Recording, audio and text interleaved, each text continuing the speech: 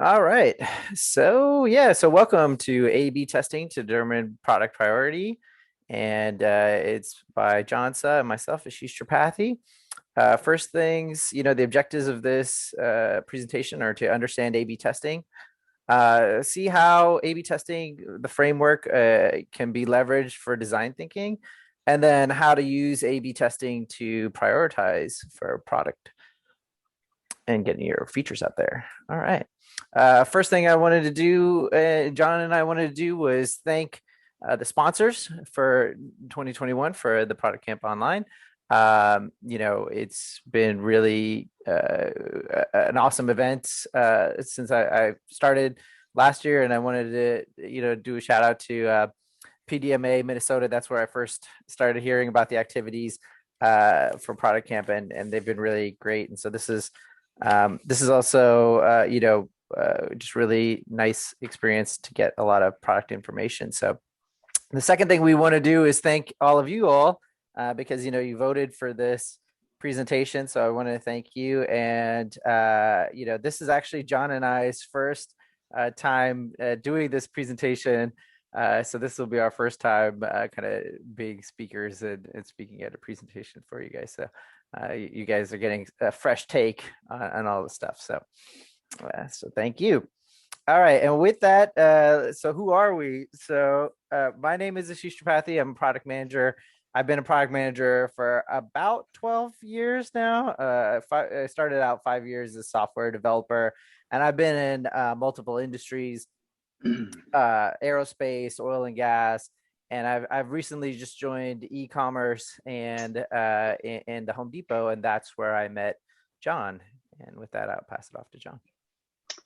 Hey everyone, my name is John Suh. I've been with the Home Depot team since 2011, and I was hired as the very first UX role in the company at the time. And this is when UX was barely a thing that was just starting to emerge in the industry. And I've been doing design, development, user experience, and now in the past several years, I've been focusing a lot of my effort in A/B testing.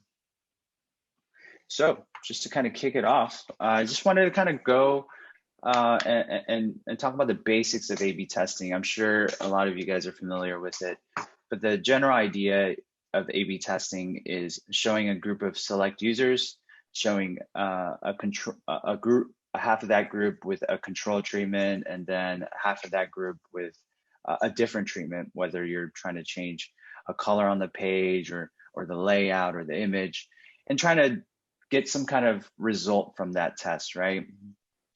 So that'll kind of determine like, hey, because of this change, this result happened. So that's just kind of a very basic overview of what A/B testing is. And so why do we test? At our company, we test almost everything we can to a degree, but it's extremely cheap to try out new ideas, before we commit to dev resources. Obviously, working with devs and project managers, things can get very expensive because it takes a lot of time. But with testing, I can do things really, really cheap on the fly.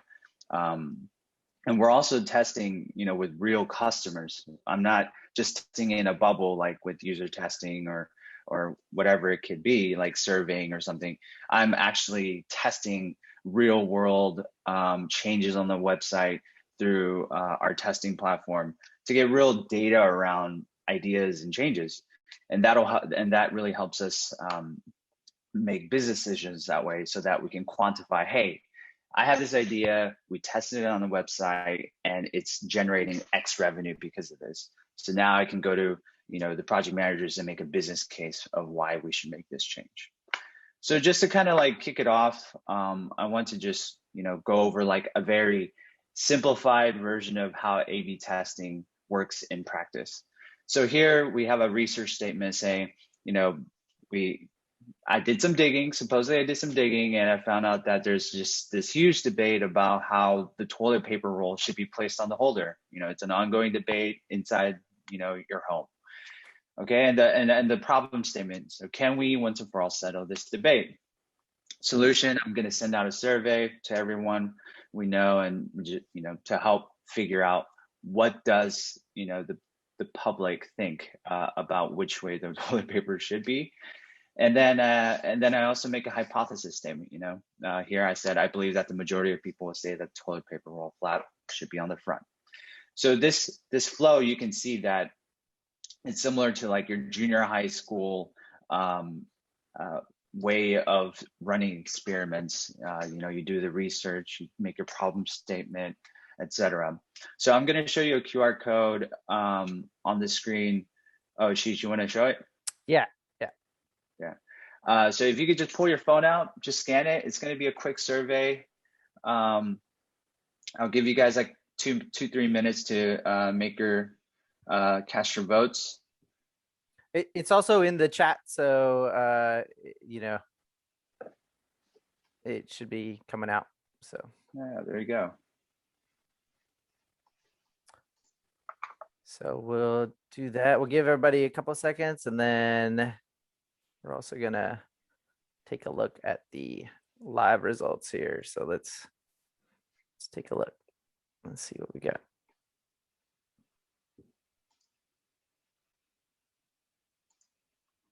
All right, looks like the votes are coming in.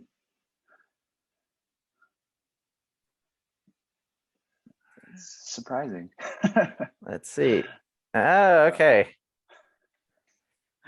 Okay, so you can see, I'm sure people are still voting here and there, but overwhelmingly, the majority say the toilet paper roll should be the front, and then we got 16% of you guys who are crazy that think the toilet paper roll should be on the other side. I see that someone says I've divorced 4 different people because of the guy. But this is, if you go to the next slide, this just kind of shows you the process we take with A/B testing.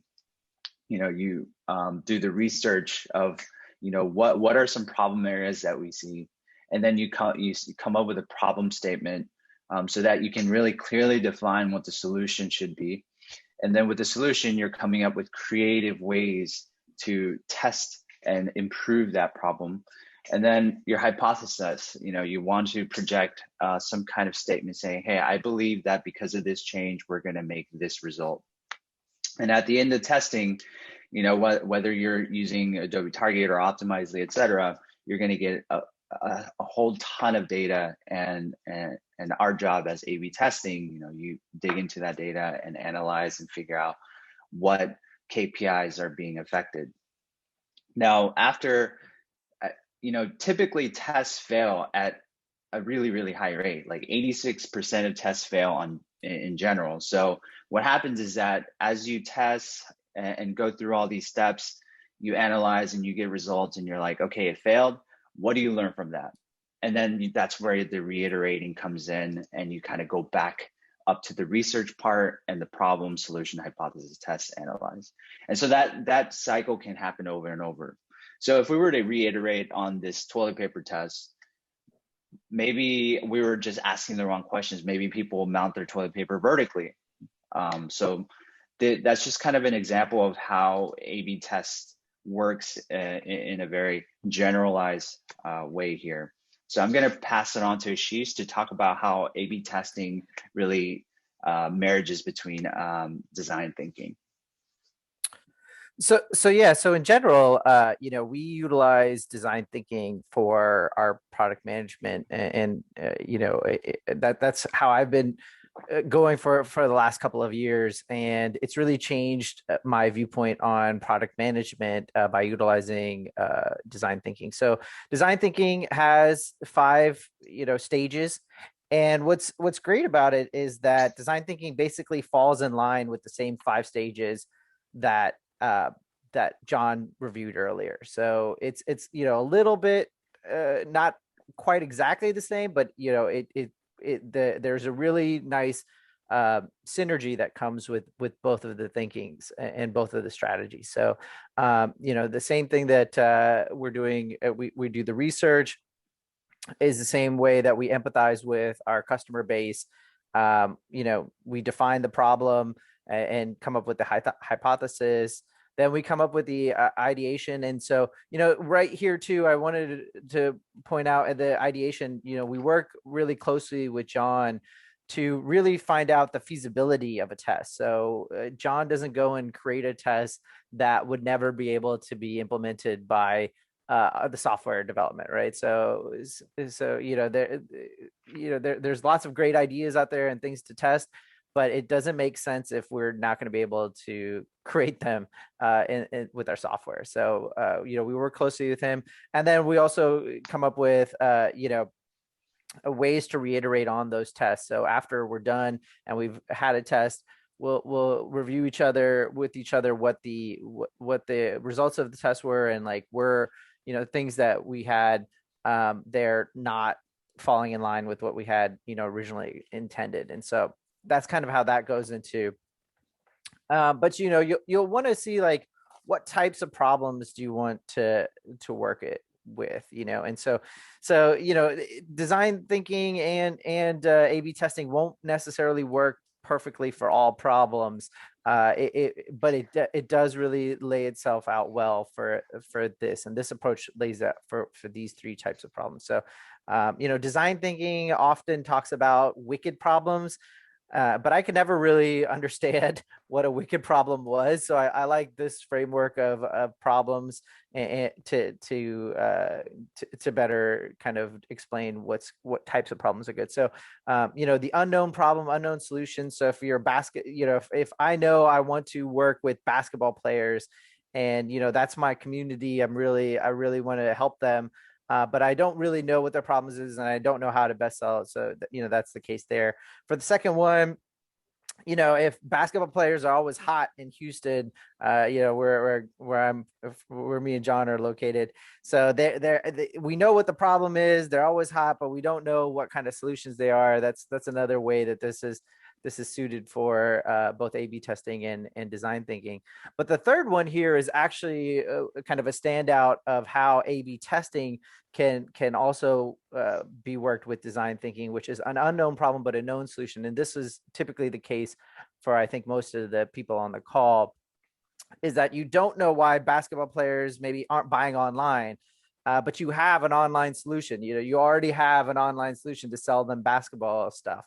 So you don't know why they're not buying online. So you can utilize A/B testing to really test different ways to see that you can get to that solution. So, and then the next part is, a lot of times people ask, when can we use A/B testing? Because you may not have time, right? Like, so we try to utilize the 360 view of the customer, and we basically take the first person is where you imagine yourself as a customer, and that gives you the ability to leverage your expertise and intuition about the experience and all your knowledge. And so if you know that this is kind of the way that the customer is as a product manager or UX or testing, then you may not need to test something because you already know that, right? And you already have a good sense of what the customer is doing.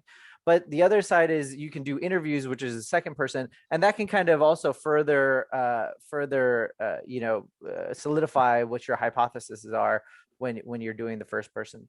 But then the third person, and this is really the real key here, and this is what kind of changed my thinking on how testing works, is really the analytics. So looking at analytics and having a good analytic structure so you can actually see people and see how they react without, like, I did not think 17% were going to put the hanging of the toilet paper the other way or the wrong way.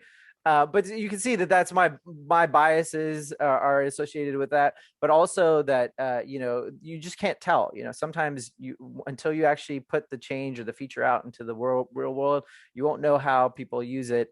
And sometimes people in interviews will say something that they don't actually want in third person. I think in the last product camp for behavioral thinking.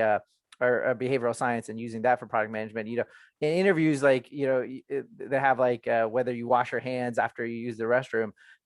In interviews, everyone is going to say yes, but then when you actually watch them or do some analytics to watch it, you might see that they're not as as 100% as they would be when you interview. So that's just an example. So that's really where you can get from analytics. And with that, I'm going to actually pass how we use those analytics off to John, because he's going to talk about statistical Sure. confidence.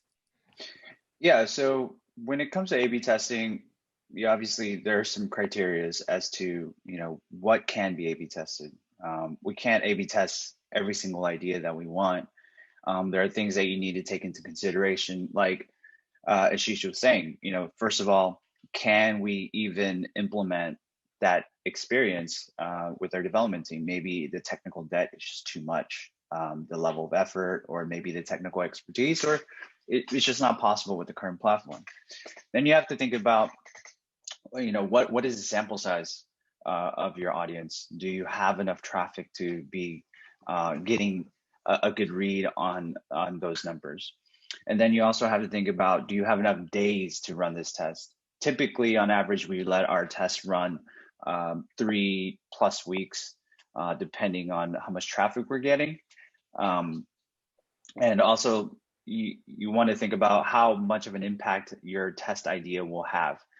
If I'm changing a little sentence to have a different type of sentence, yeah, the impact is not big enough to get a clear read to say, hey, because of my sentence change, X happened. It's really hard to attribute that change to that. So you really have to think about what kind of test you're running, how big is that test, or how even small it is. And that'll kind of help you get to statistical confidence. And that's just I'm not going to get into the details of statistical confidence, but it's a way to measure your analytics to see if it was actually real and that it wasn't just by chance that it happened. And if you go to the slide right before this, I added a link there that you guys can go to yourself. This is a testing calculator that I use multiple times a day to run my numbers. And also there's a really nice tab in there that you click on for pre-test analysis to help you, like, hey, do I have enough traffic to test this idea? But I added some screenshots in the next slide, but it's pretty self-explanatory. You enter in how long your test has been running. You enter in how many users got into your control versus your different treatments. You can add as many treatments as you want. And it'll spit out a nice calculation of what was the conversion rate, what lift did you see, how many extra transactions did you see because of this conversion increase, and then also the monetary impact that you're getting if you add in your average sale value of that test. And then if you go to the next slide, you'll see that it gives you a really nice graph to show you what was the probability of that specific experience winning. And typically in the A/B testing world, you want 95% confidence. So that means whatever treatment won with 95% confidence means that 95% of the time that specific treatment is going to be winning. So there's that 5% chance that it is not winning, but with 95%, that's a good threshold to meet right there. So I'm going to pass it off to Ashish to really talk about, from the statistical analysis and the confidence, and I can now measure a revenue impact. How do we calculate that into making business decisions? So yeah, so the idea was about how to prioritize, right? So with that kind of, the goal of this was to see how to prioritize. Well, so it's really easy because John can tell me hey, this change will be $3.99, and I can just basically put that in and plug it into the return on investment, and then take a blended rate of the dev team and multiply it by the number of sprints it is. And it's so easy to take this information and get alignment across the business. Because if I can say hey, look, this test is going to add, an extra $300,000 and it'll only cost us $50,000 to implement, then it's dead simple to be able to say this is the number one priority for our next, sprint, or for the next, roadmap. So that's really it about how that works. And we look at key metrics, and some of the ones that we're looking at are not necessarily related all to revenue. I know that in particular case was revenue, but sometimes we'll look at micro conversions along the funnel, or if we see places that are kind of not doing as well throughout our funnel, we can do that and kind of optimize people's user experience as well by looking at some of these other ones. And we just basically, do a similar calculation to plug it in if we find that these other areas are not doing well. But that's pretty much it. Yeah, we basically were wondering if we had any questions. I know one question you may have is, you may be asking, hey, this is great for uh, B2C, but how do I test this if, I'm B2B, right? And so my answer to you guys there would be that it's basically you can pre-sell. So just make an email. So you don't have to have all the, we're using tools that let us, do the A/B testing, but you don't have to have like really fancy tools. You can just basically set up two emails and have one email that has four features at $50, and then another email that has four features, four different features at the same price, and then see who answers the email back and who's interested in the email. So that's an easy way to do it. You don't have to have statistical significance. You can actually just be able to go through that way.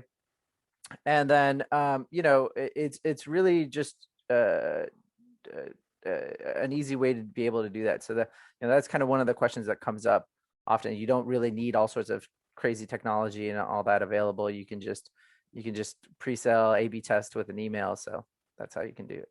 Ashish and John, this is really cool. One of the things that questions that came up, Mingy asked, how do you determine your sample size for surveys? And I had a similar question, which is, actually, no, I'll let y'all answer that question first because it's different. How do you determine your sample size for surveys? It's a good question. The rule of thumb we follow at Home Depot here is that we want to make sure we get a minimum of about 1,000 conversions a month, whatever we're testing. And that is like the bare minimum that we're looking for. So with surveys, I would say the bare minimum would be about 100. Yeah, I mean that's the ideal. And then in a B2B, sometimes your customer base is smaller, so it depends on what you're trying. Like if you're trying to like capture new business, then you definitely want to get a higher number. If you're just trying to change the experience for existing, then really it can be a majority of the customers that you currently have, right? Good point. So just a quick note, we've got about 10 minutes before the end of the session. I have a couple of questions for you both. So Ashish, you talked about how you test different people and you move from imagining yourself as the customer to the interviews to the analytics. And I guess my question is, I've heard that you can get to a core user need and a robust idea of your customer with just 5 interviews, right? Like Nielsen Norman talks about this stuff. So do you always follow that path of first interview is imagining yourself as a customer, second person is interviews, third is analytics, or do you change it up sometimes? How do you determine whether to change it? Yeah, no, so I'm a big advocate for analytics, and just for the same reason that I was saying, it's because as a product manager, all the time you're talking to the customer, you're imagining yourself as a customer, but it isn't until you really get something live, and it wasn't until, like, John mentioned that 86% of our tests fail. So like you can really think that, hey, I've done all the interviews, I know this customer, I know how the product works, but when you actually set it live and put it in front of you'll see you'll see that what you expected didn't work. And sometimes it is just that, um, all product managers face this. That's just kind of a misinterpretation of requirements or misinterpretation of things that people talk about. That we will iterate sometimes on a test and see that you can it will need it, but to me, I like to have all three. It's really, if I can't get the analytics, then we'll go with 1 and 2 just as a way to kind of hedge our bets. But ideally I'd like to have the analytics.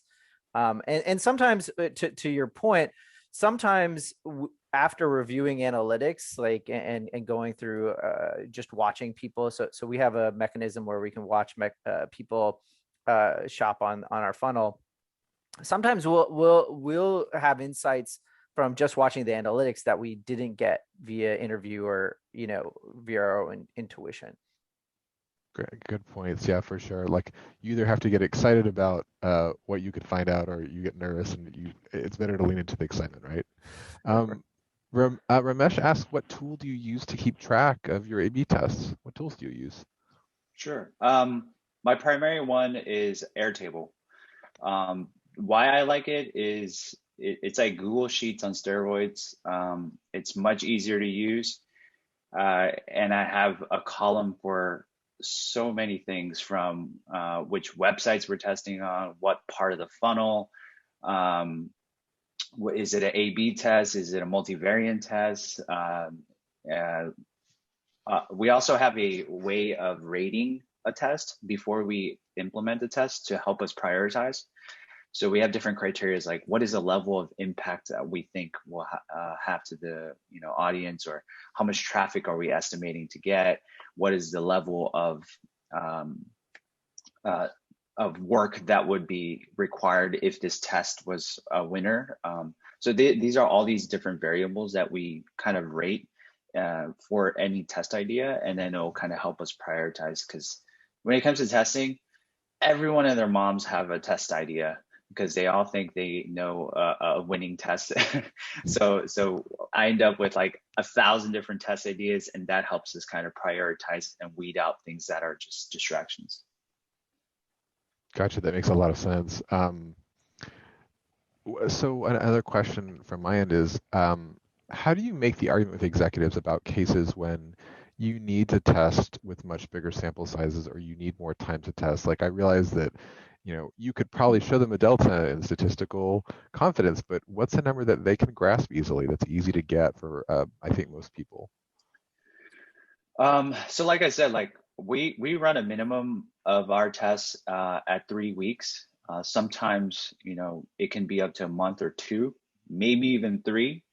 But I feel like I haven't really had any pushback, as long as we ran the test long enough to get statistical confidence, long enough too, because depending on when you look at the data, it could be statistically significant one day, and then a couple of days later, it might not. So you really have to like look at the data and know when to stop the test and say, okay, I'm drawing the line here, and we're considering it a winner or a loser. So you really have to let it run a full cycle during the week as well. So I'm not going to run a test on Monday and then end up ending it on a Saturday, because the fluctuation of your customers might be different throughout the week. So I would say just running it long enough to get good data. And obviously, if the test is failing, you need to turn it off. You can't go back to your executives and say, hey, I ran this test for 3 months and it was down 20%. They're gonna be like, why was it running for 3 months, losing 20%? And then doing your calculations, like running it through the calculator, making sure it has high confidence, and it stayed with high confidence for at least a week as you're looking at it. Yeah, and I would even say that the advantage we have with executives is that we because we do that first person, second person, third person analysis, is that we can essentially come in with like a story that everyone can understand, like emotionally, and say like, oh yeah, I understand why the customers are having this problem. But then we also have the data that like backs up the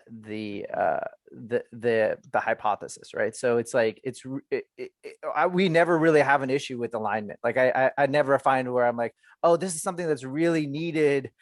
Can we do this? I can just show the numbers and say like, look, 100 customers were getting lost in the funnel on this piece. If we just make this tweak here, we can have more customers go to that part of the funnel. So it's like Ashish was saying, we have the Adobe Analytics to prove out our theories, as well as leveraging tools like quantum metrics, which lets us watch people's shopping habits, and we put so many events on the page so that we can keep track of like, okay, how many times is this part of the page being clicked or viewed, or how many times is this error message popping up? So we can quantify these ideas and kind of support our basis of like, hey, this is why we should be running this test. Yeah, that's a good point too. John reminded me. I forgot to bring up. So after we implement the change, also we go back and capture the metrics afterwards to ensure that our numbers are accurate, so that the numbers from the test are accurate. So that's the other reason why we don't have a lot of pushback from the SLT, is because those have been coming out correctly, right? So we can prove that, like, when John says like, hey, this is statistically significant and it should increase conversion by 2%, then we go back and we check that for the month after we do the change and say like, yeah, hey, this did increase conversion by 2%. So the test was accurate. So Gotcha. So we've got about 2 more minutes. I'm not seeing any questions from chat, but I still have another question. So must be my lucky day. So if people want to learn more about how to incorporate statistical analysis into product management, are there any books or resources you recommend for growing their knowledge in that area? Yeah, that calculator that I shared the link to, cxl.com, that is a great resource for everything A/B testing. I even pay for the courses there to just continuously learn more about it and to kind of expand my horizon. But that would be my recommendation.